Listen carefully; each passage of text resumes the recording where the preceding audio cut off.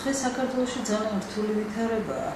ერთის მხრივ კანონებიც არის მიღებული, ღონისძიებებიც არის გატარებული, პატრულიც, დამცავი მექანიზმებიც არის შემუშავებული, საბჭოებიც არსებობს ასე შემდეგ, მაგრამ მე მინდა ვთქვა ჩემი მსხვერპლების პირით, რომ დღესდღეობით მსხვერპლთა დაცვის გლობალური დაცვა ძალიან ხარვეზიანად მიმდინარეობს.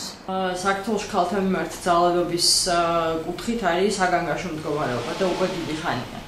ჩემი აზრით საქართველოში ეს პრობლემა სათანადოდ არ არის აღიარებული და ჩვენ რეალურად მასშტაბებიც არ ვიცით, რამდენად მძიმე პრობლემაა.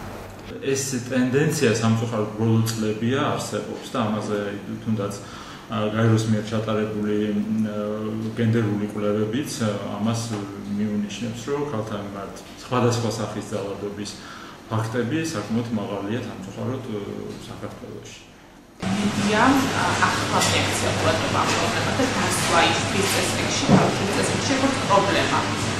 ამიტომ ეს ძალიან კარგია, მაგრამ ეს რა თქმა უნდა არ ნიშნავს რომ პრობლემა შესაძლოა სამინისტროს მონაცემების მიხედვითაც პრინციპში ჩვენ მათ მონაცემებს სტატისტიკას ეს ციფრი ხალხმრავლობის დრამატულად არ გაზრდილა. ბოლო თვეების მონაცემები უბრალოდ შემაშფოთებელია, რადგან მკვლელობის რიცხვი, ქალთა მკვლელობის რიცხვი ისეთია, რომ შეიძლება ვილაპარაკოთ ფემიციდზე, რადგან ბოლო 4 თვის განმავლობაში 14 ხალი არის მოკლული ოჯახის წევრების მიერ. ეს არის კატასტროფა. ხალებზე საქართველოში დღეს ძალადობენ ისე რომ არც კი იაზრებენ რომ ეს არის ძალადობა. ეს ხდება ყოველდღე სახლში, ოჯახის წევრების მხრიდან, სასწავლებლებში, სამსახურში, საჯარო სივრცეებში. საკმაოდ მძიმე სიტუაცია არის ამ თვალსაზრისით, იმიტომ რომ ბოლო პერიოდში საკმაოდ იმადა მკვლელობების რიცხვმა. ამის მიზეზი შეიძლება ისიც იყოს ერთის მხრივ, რომ მედია უფრო მეტად არის დაინტერესებული, უფრო სენსიტიური გახდა ამ საკითხების მიმართ და აშუქებს ამას, რაც თავისთავად მისასალმებელი არის. მაგრამ ყოველ შემთხვევაში ეს გაზრდილი სტატისტიკა მეგვენიშნავს იმაზე, რომ ქვეყანაში საგანგაშო მდგომარეობა არის უკვე ქალთა მიმართ ძალადობის კუთხით.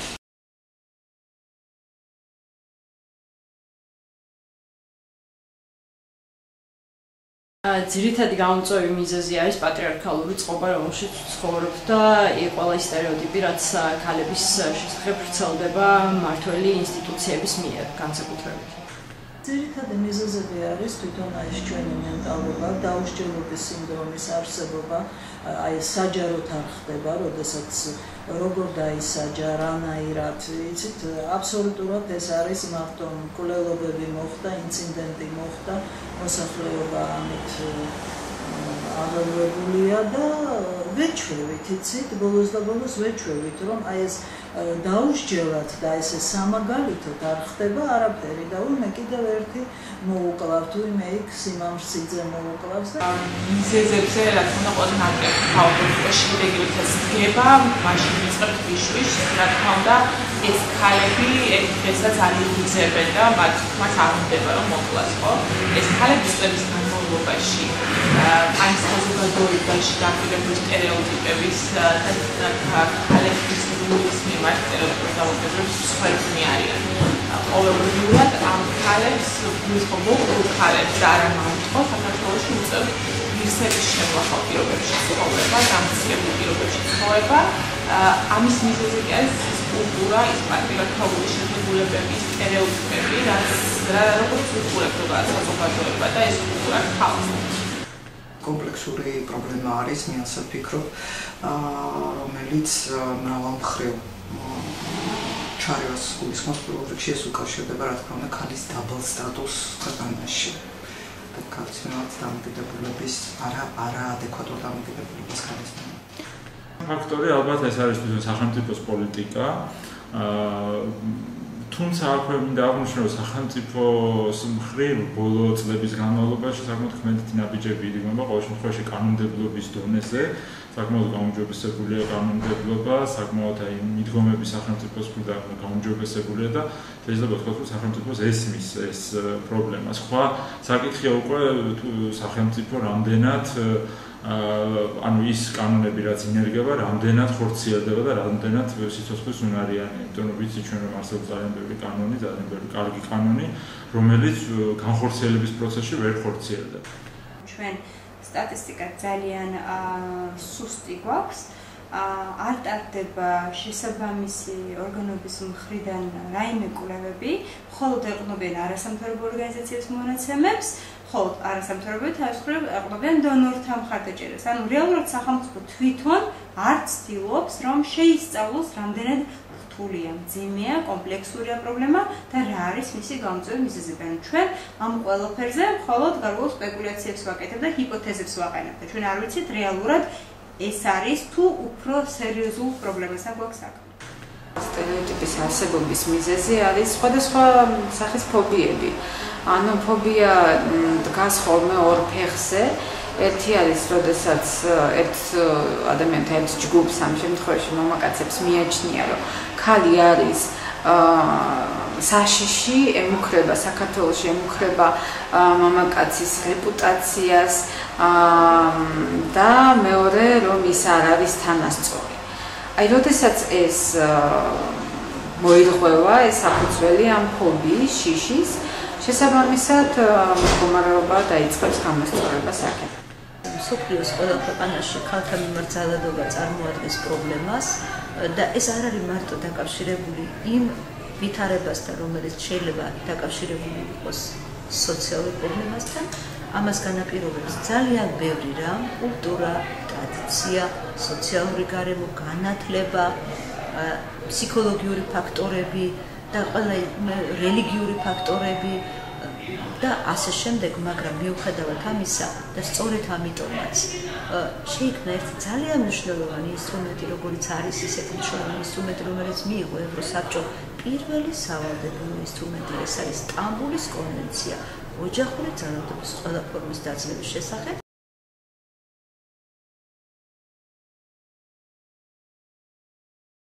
ამ პრობლემის მოსაგვარებლად ჯერ უნდა მასშტაბები განისაზღვროს, რამდენად ფართოა, რა სიღრმის არის. შემდეგ სახელმწიფო ორგანოებმა კოორდინირებულად უნდა დაიწყონ აუცილებლად პრევენციაზე მუშაობა. სახელმწიფო ორგანოებმა უნდა გაარკვიონ, რაც გაუკეთებიათ აქამდე, რამდენად ეფექტური იყო, რამდენად ადეკვატურად დაიხარჯა თანხები და სახელმწიფო ორგანოებმა რეალურად ერთობლივად მოახდინონ რეაგირება. ანუ პრევენციაზე უნდა იყოს ყველაზე დიდი აქცენტი. პატრული, რომელიც წევრი შემოყალიბდა დამთავრდებს, აღმოჩნდა პატრულმა არ იცის, როგორ მოახდინოს ინფექცია ოჯახში. ძალადობის და დანაშაულს რაც აღიყო. დღევანდელი პატრული, რომელიც არის დანაშაული, ადმინისტრაციული პატრული, იცავს მოძალადებას. ეს არის ფაქტი, ეს არის გავრცელებული პრაქტიკა საქართველოში. ამიტომ პირველ რიგში ძალიან მნიშვნელოვანია, რომ შინაგანი საქმეთა სამინისტრო ამოწმება გამოცხადეს ნორმალური ტოლერანტობა ამ დანაშაულის მიმართ. ეს არის ერთი საკანონმდებლო ბაზის მოწესრიგება, რაც პრინციპში ის აკეთებს და არის სამხრეთ გადადგმული ნაბიჯები და მეორე მხარე, ან მეორე ნაწილი ამ ქმედების არის, რომ ის კანონები, რომელსაც ის მიიღებს, განხორციელებული იქნას პრაქტიკაში და არ დარჩეს, როგორც საფუძველი ბევრი კანონი რჩება ხოლმე, მხოლოდ ქაღალდზე დაწერილი. სახელმწიფომ უნდა გამოაცხადოს ნულოვანი ტოლერანტობა ქალების მიმართ ძალადობასთან დაკავშირებით.